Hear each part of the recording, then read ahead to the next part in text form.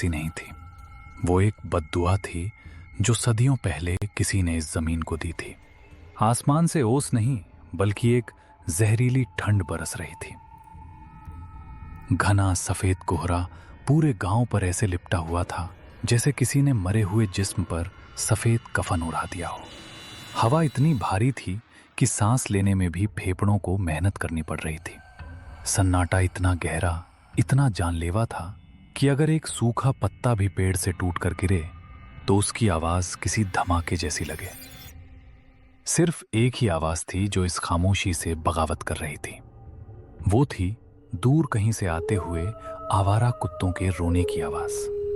वो रोना किसी भूख का नहीं था, वो चेतावनी थी। वो कुछ ऐसा देख रहे थे जो इंसानी आंखों से ओझल था। गांव के बस स्टैंड के पास, जो अब वीरान पड़ा था, एक टीन की छत वाली छोटी सी दुकान थी। दुकान के बाहर एक अलाव जल रहा था। लकड़ियां चटक रही थीं और लपटें हवा के झोंकों से इधर उधर नाच रही थीं। अलाव के चारों तरफ लोग बैठे थे, लेकिन फिर भी उनके हाथ कांप रहे थे। ये कंपकपी ठंड की वजह से कम और खौफ की वजह से ज्यादा थी। काका, क्या आपको लगता है लखा जिंदा होगा? जिंदा? हाँ, बिरजू बेटा, मौत सिर्फ वो नहीं होती जब सांस रुक जाए। मौत वो भी होती है जब रूह जिस्म छोड़ दे पर जिस्म चलता रहे। लखा कल रात अपनी गाय ढूंढने गया था ना। मैंने कहा था, लखा, अगर तू उस सरहद के पार गया तो वापस सिर्फ तेरा नाम आएगा, तू नहीं। अब शकुन, देखो आग भी चाय नहीं पी रही आज। काका, आपको पता है ना आज क्या है? आज अमावस है। मेरी दादी कहती थी कि जब चांद आसमान से गायब होता है तो सिंगा हवेली की मालकिन, वो नर्तकी चंद्रमुखी, अपनी नींद से जागती है। आज की रात हवा का रुख हवेली से गांव की तरफ होता है। सुना है आज भी वो अपनी टूटी हुई पायल पहनती है। अरे बस करो दीनू भाई, क्यों डरा रहे हो? हम सब जानते हैं वहां क्या होता है, लेकिन वो हवेली अब खंडहर है। वहां कोई नहीं रहता, सिर्फ चमगादड़ और सांप है वहां। सांप? रघु, सांप सिर्फ काटते हैं, जान लेते हैं, लेकिन वो हवेली, वो जान नहीं लेती, वो यादों को पी जाती है। तुम्हें याद नहीं, 10 साल पहले वो इंस्पेक्टर आया था, कहता था मैं भूतों को गिरफ्तार करूंगा। अगली सुबह वो इंस्पेक्टर हवेली के आंगन में बैठकर हवा में सितार बजा रहा था। पागल हो गया था वो। आज भी पागल खाने में दीवारें खुरचता है। तभी एक आवाज ने सबका ध्यान खींचा। दूर से आती हुई किसी गाड़ी के इंजन की आवाज, और फिर एक अजीब सा हॉर्न। कोहरे की दीवार को चीरती हुई 2 पीली हेडलाइट्स उनकी तरफ बढ़ रही। फेसबुक पे स्टोरी बनाना सबको आता है, पर वायरल बनना सिर्फ उनको जो म्यूजिक और टाइमिंग समझते हैं। अच्छी स्टोरी डालोगे तो अच्छे बढ़ रही। इतनी रात को कौन पागल है जो अमावस की रात सुंदरपुर आ रहा है?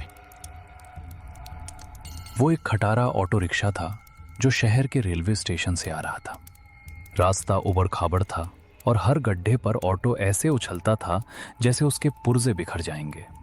ऑटो के अंदर 2 नौजवान बैठे थे, विक्रम और सुमित। दोनों की उम्र करीब 28-30 साल रही होगी। शहर के महंगे कपड़े पहने थे जो इस देहाती माहौल में अजीब लग रहे थे। विक्रम खिड़की से बाहर देख रहा था। बाहर सिवाय अंधेरे और कोहरे के कुछ नहीं था।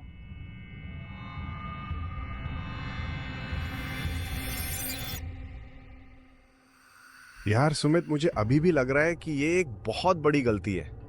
6 साल, पूरे 6 साल हो गए हमें यहां से गए हुए। तेरा वो बैक टू रूट्स वाला भाषण सुनने में अच्छा था, लेकिन हकीकत देख रहा है, यहां सड़क तक नहीं है, नेटवर्क भी गायब है। अगर हमें कुछ हो गया तो एम्बुलेंस भी सुबह तक नहीं पहुंचेगी। अरे विक्की भाई, तू हमेशा नेगेटिव ही सोचता है। देख, शहर के शोर से कितना सुकून है यहाँ। और फिर पापा की आखिरी इच्छा थी कि हवेली, मतलब हमारा वो पुराना पुश्तैनी घर, एक बार रिपेयर हो जाए। हम उसे बेचने ही तो आए हैं, बस 1-2 दिन की बात है।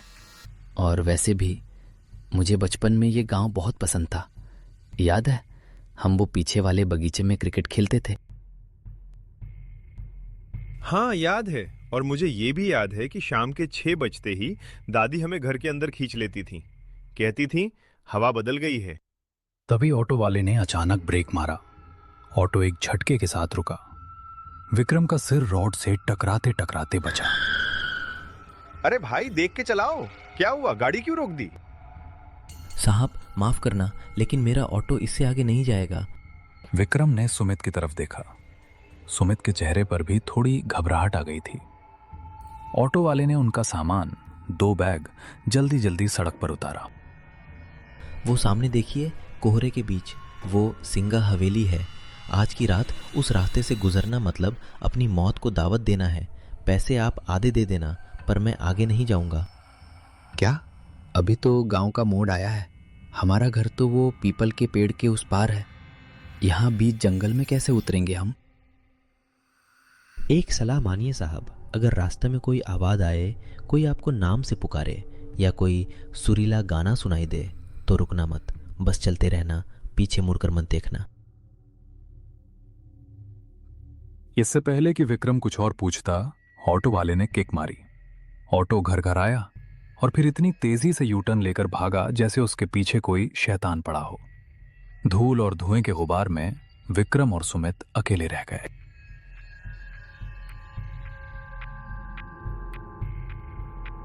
अब सिर्फ उनके कदमों की आवाज थी। दोनों दोस्त अपने अपने बैग टांगे आगे बढ़ रहे थे।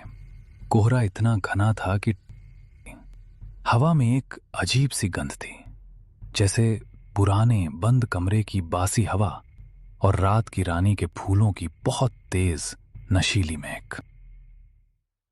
वो ऑटो वाला कुछ ज्यादा ही ड्रामा कर रहा था ना? वैसे तुझे वो बचपन की कहानी याद है जो काका सुनाते थे कि उस हवेली में एक तवायफ रहती थी, चंद्रमुखी, जो अपने प्रेमी के इंतजार में गाते गाते मर गई। सुमित चुप रहे। तुझे पता है ना मुझे इन सब बातों से नफरत है। कहानियां सिर्फ बच्चों को डराने के लिए होती हैं ताकि वो जल्दी सो जाएं। अचानक हवा रुकी, पेड़ों के पत्ते हिलना बंद हो गए। सन्नाटा इतना गहरा हो गया कि उनके कानों में सीटी बजने लगी। तभी सुमित रुका। विकी रुक। क्या हुआ, चलना जल्दी। तूने सुना? क्या? किसी के चलने की आवाज थी। कोई हमारे पीछे चल रहा था, बिल्कुल हमारे कदमों के साथ। कोई नहीं है सुमित, ये सिर्फ तेरा वहम है। और ये सूखे पत्ते हैं, हवा से उड़ रहे होंगे। नहीं यार, मुझे लगा जैसे किसी ने मेरा नाम फुसफुसाया, सुमित। बस अब एक शब्द और नहीं। तूने हॉरर फिल्में ज्यादा देख ली हैं। देख, सामने गेट दिख रहा है, हम घर पहुंच गए। सामने अंधेरे में लिपटा हुआ उनका पुश्तैनी घर खड़ा था। यह घर कभी आलीशान रहा होगा, लेकिन आज ये किसी बूढ़े बीमार जानवर जैसा लग रहा था। दीवारों का प्लास्टर उखड़ चुका था। लोहे के गेट पर जंग की मोटी परत थी और घर के ठीक पीछे लगभग 200 मीटर की दूरी पर जंगल के बीचों बीच सिंगा हवेली का काला साया खड़ा था। हवेली की खिड़कियां टूटी हुई थीं, जो अंधेरे में किसी खोपड़ी की खाली आंखों जैसी लग रही थीं। जैसे ही उन्होंने गेट खोला, एक लालटेन की रोशनी उनकी तरफ पड़ी।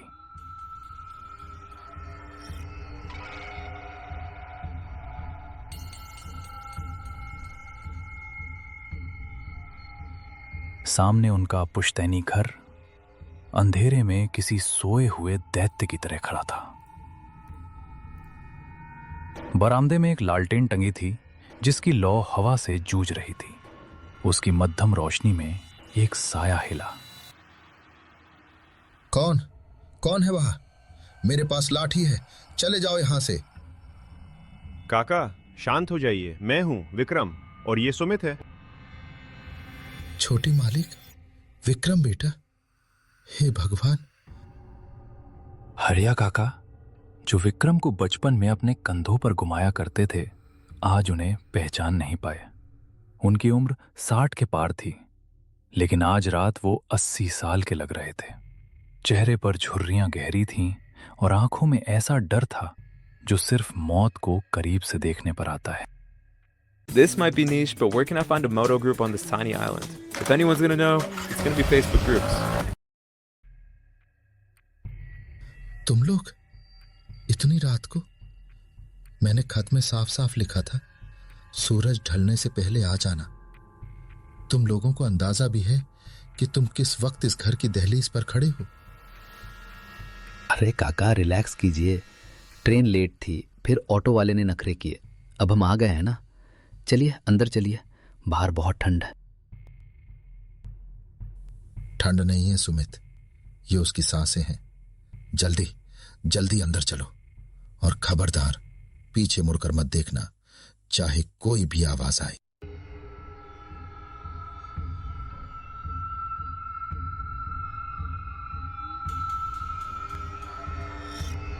काका ने उन्हें लगभग खींचते हुए घर के अंदर किया और दरवाजे पर एक नहीं 3-3 सिटकनी लगा दी।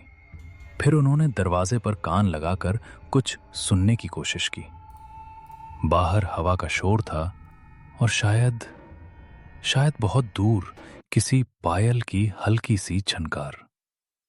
काका ने राहत की सांस ली। घर के अंदर की हवा बाहर से भी ज्यादा भारी थी। हॉल में अंधेरा था। फर्नीचर पर सफेद चादरें ढकी थीं, जो धूल की वजह से भूरी हो चुकी थी। कोनों में मकड़ी के जाले ऐसे लटक रहे थे जैसे किसी ने पुराने धागे छोड़ दिए हों।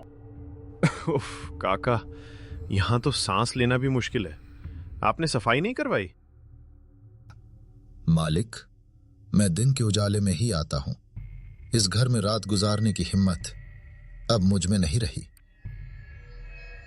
क्यों काका? ये घर तो हमें बचपन में बहुत पसंद था। याद है विक्की, हम छुपम छुपाई खेलते थे।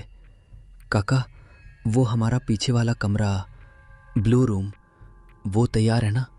हम वहीं सोएंगे। वहां से पूरा जंगल और हवेली दिखती है। नहीं, खबरदार जो उस तरफ कदम भी बढ़ाया। वो कमरा, अब वो कमरा नहीं रहा, वो रास्ता बन चुका है। मैंने उस कमरे के दरवाजे पर ताला जड़ दिया है। काका, आप होश में तो हैं? वो सिर्फ एक कमरा है। उसकी खिड़की से व्यू अच्छा आता है, इसलिए सुमित वहां जाना चाहता है। खिड़की दोनों तरफ से खुलती है बेटा, तुम बाहर का नजारा देखोगे। लेकिन अगर उसने तुम्हें देख लिया तो क्या होगा?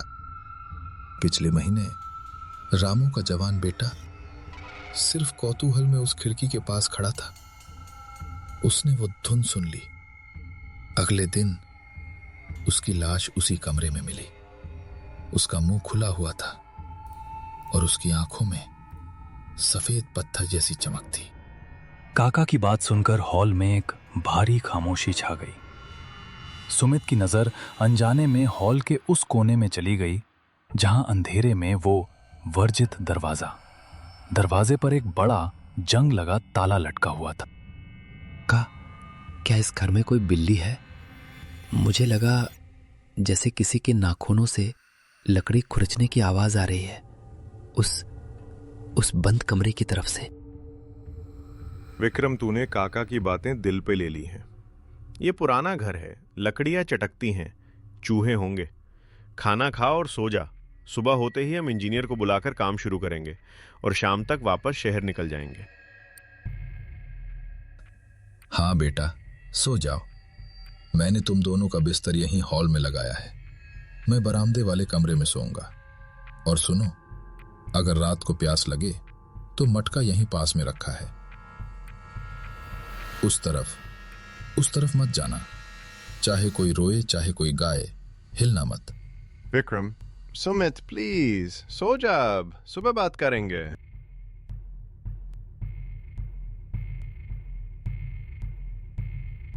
रात गहरी हो चुकी थी।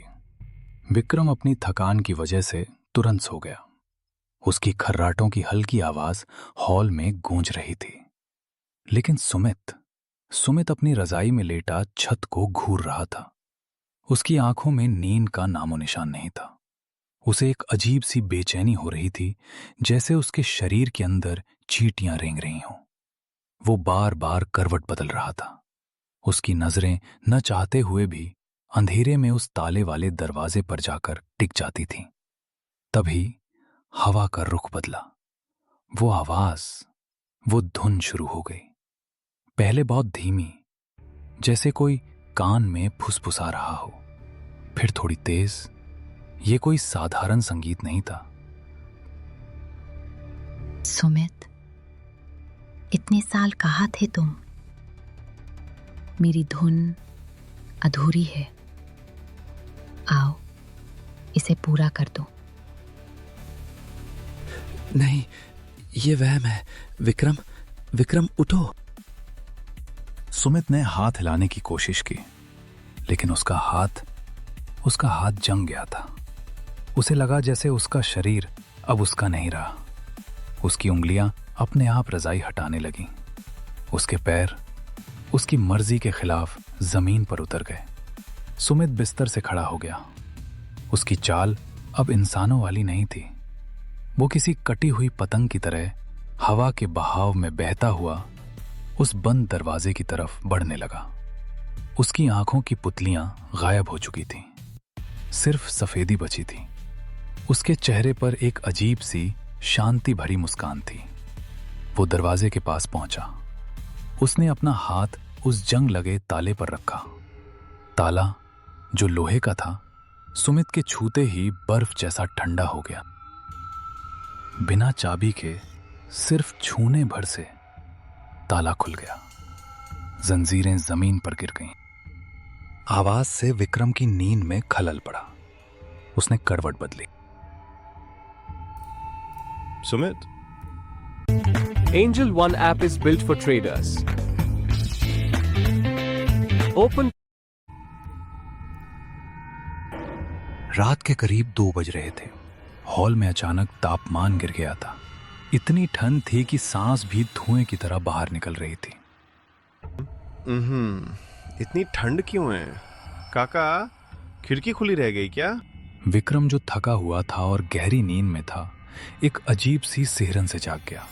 उसे लगा जैसे किसी ने उसके चेहरे पर बर्फ का ठंडा हाथ रख दिया हो। विक्रम ने अपनी रजाई कसने की कोशिश की। उसकी आंख खुली। बगल का बिस्तर खाली था। सुमित वहां नहीं था। सुमित, पानी पी रहे क्या? विक्रम उठ बैठा। हॉल में गहरा अंधेरा था। सिर्फ वो छोटी सी मोमबत्ती अपने आखिरी सांसें गिन रही थी। उस मध्यम रोशनी में विक्रम ने जो देखा, उससे उसका गला सूख गया। वो वर्जित दरवाजा, जिस पर काका ने ताला जड़ा था, वो चौपट खुला था। ताला और लोहे की जंजीरें जमीन पर ऐसे पड़ी थीं जैसे सांप ने अपनी केचुली छोड़ दी हो। उस खुले दरवाजे के उस पार घना काला अंधेरा था और हवा की डरावनी साएं साएं आ रही थी। सुमित, मजाक मत कर यार, बाहर आ जा। लेकिन जवाब में सिर्फ हवा की सीटी सुनाई दी। रोशनी की एक पतली लकीर उस खुले कमरे के अंदर गई। कमरा खाली था। विक्रम दौड़कर खिड़की के पास गया। उसने बाहर झांका। बाहर कोहरे की एक मोटी चादर थी, लेकिन उस सफेदी के बीच उसे एक धुंधली सी परछाई दिखाई दी। कोई था जो घर से दूर जंगल के रास्ते उस पुरानी सिंगा हवेली की तरफ बढ़ रहा था। सुमित! विक्रम चिल्लाया। उसने एक पल भी नहीं सोचा। वो खिड़की से ही कूद गया। नीचे झाड़ियां थीं। कांटों ने उसके पायजामे को फाड़ दिया। पैरों में खरोंचें आईं, लेकिन विक्रम को दर्द महसूस नहीं हो रहा था। उसके दिमाग में बस एक ही चीज थी, अपने दोस्त को रोकना। कोहरा इतना घना था कि 10 कदम आगे देख पाना भी मुश्किल था। विक्रम सुमित के पैरों के निशान ढूंढ रहा था। गीली मिट्टी पर नंगे पैरों के निशान थे, लेकिन सुमित, या वो चीज जो सुमित के शरीर में थी, वो रुक नहीं रही थी। सुमित की चाल अजीब थी। वो चल नहीं रहा था। वो जैसे हवा में तैर रहा था। उसके हाथ शरीर के बगल में बेजान लटके थे और सिर एक तरफ झुका हुआ था। जंगल विक्रम को रोकने की कोशिश कर रहा था। विक्रम का दिल जोर जोर से धड़क रहा था। तभी उसकी टॉर्च की रोशनी सामने पड़ी। विक्रम सिंगा हवेली के मुख्य द्वार के पास पहुंच चुका था। हवेली का गेट लोहे का बना था। सुमित गेट के ठीक सामने खड़ा था। उसका चेहरा गेट की तरफ था, विक्रम की तरफ पीठ। सुमित रुक जा भाई, वहां आगे खाई है, गिर जाएगा। पागल हो गया है क्या? मैंने कितनी आवाजें दी, सुनता क्यों नहीं? आ गए तुम? इतनी देर क्यों कर दी? महफिल सज चुकी है, बस साज की कमी है। सुमित, ये कैसी आवाज है? चल घर चल, काका ठीक कह रहे थे, यहां कुछ गड़बड़ है। घर? ये हवेली ही अब मेरा घर है। वो मुझे बुला रही है। मेरी उंगलियां वो सितार बजाने के लिए तड़प रही हैं। बकवास बंद कर, तुझे डॉक्टर की जरूरत है। सुमित ने एक झटके में विक्रम को ऐसे फेंक दिया जैसे वो कोई कागज का टुकड़ा हो। विक्रम 10 फीट दूर जा गिरा। विक्रम ने देखा कि हवेली का वो भारी भरकम जंग लगा गेट अपने आप खुलने लगा। मेरा इंतजार खत्म हुआ। सुमित ने हवेली के अंदर कदम रखा। अंधेरे ने उसे निगल लिया। विक्रम गेट की तरफ दौड़ा, लेकिन जैसे ही विक्रम गेट के पास पहुंचा, गेट एक तेज धमाके के साथ उसके मुंह पर बंद हो गया। विक्रम ने गेट को पीटना शुरू कर दिया। खोलो सुमित, बाहर आ, खोलो इसे। लेकिन गेट टस से मस नहीं हुआ और तभी हवेली के अंदर से रोशनी जल उठी। विक्रम पागलों की तरह हवेली के उस लोहे के गेट को पीट रहा था। अंदर सुमित गायब हो चुका था और बाहर विक्रम अपनी सांसों से लड़ रहा था। हवेली के अंदर से अब वो धुंध इतनी तेज हो चुकी थी कि जमीन भी कांप रही। सुमित, बाहर आ, भगवान के लिए दरवाजा खोलो, कोई है? खोलो इसे। तभी बिजली कड़की। विक्रम ने देखा कि हवेली की बाईं तरफ एक पुरानी खिड़की की जाली टूटी हुई थी। वो जमीन से थोड़ी ऊंचाई पर थी और उसके नीचे एक सूखे पेड़ की डाल लटक रही थी। विक्रम दौड़ा। उसने पेड़ की खुरदरी छाल को पकड़ा और ऊपर चढ़ने लगा। अंदर से सड़े हुए फूलों